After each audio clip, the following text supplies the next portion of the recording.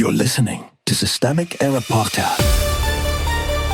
The failure was designed.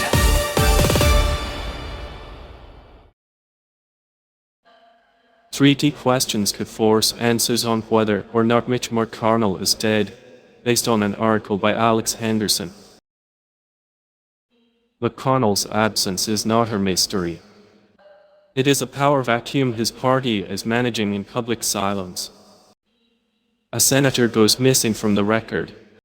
According to the reporting, Mitch McConnell has missed Senate roll calls since June 11, with only scattered updates about fall, pneumonia, and a hospital stay. That is the basic fact pattern. Everything else is the machinery of evasion. A photo, a few second-hand assurances, and a lot of people pretending the absence itself is not the story. The real power is the one controlling the information. This is not mainly about McConnell's health. It is about who gets to decide what the public is allowed to know when an elected official becomes unavailable. His office holds the immediate gatekeeping power. Senate Republican leadership has the institutional power to press harder, disclose more, or at minimum start treating secrecy as a substitute for accountability.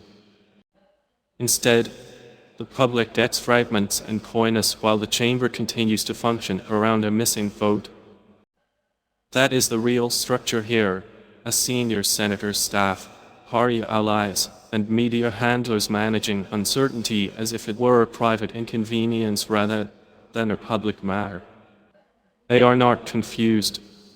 They are controlling the terms of disclosure. The framing tries to make opacity look like concern.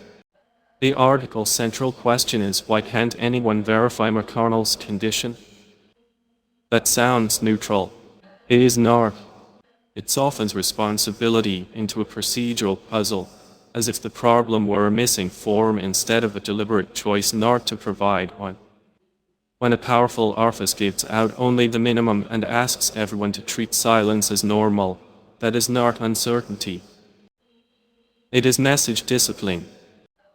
News coverage that lingers on the senator's age or health without naming the power arrangement risks misdirecting blame toward the symptoms and away from the institution. The issue is not that one old man is frail. The issue is that a party with a narrow Senate margin is willing to keep a seat politically active while the occupant is functionally absent, and then acts advised when people want answers. Bashir has leverage, not control. Kentucky Dar. Andy Bashir is being cast as someone who might force the issue. That overstates what a Democratic governor can do and understates what Republican officials are avoiding.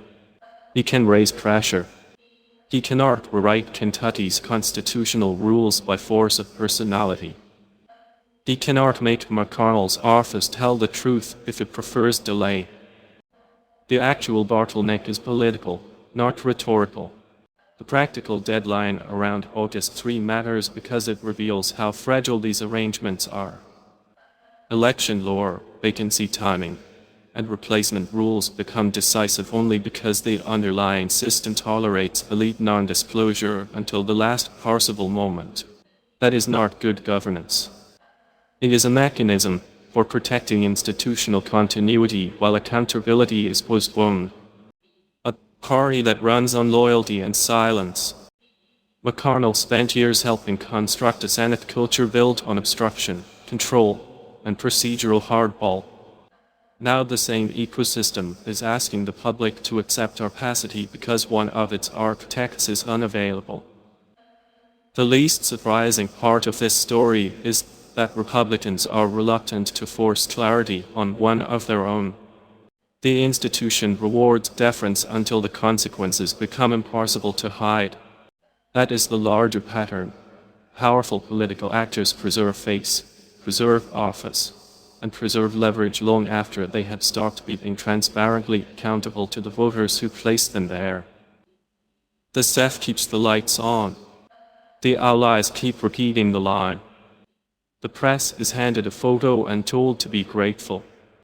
The system protects seats before it protects voters. This story is not really about one senator's medical episode.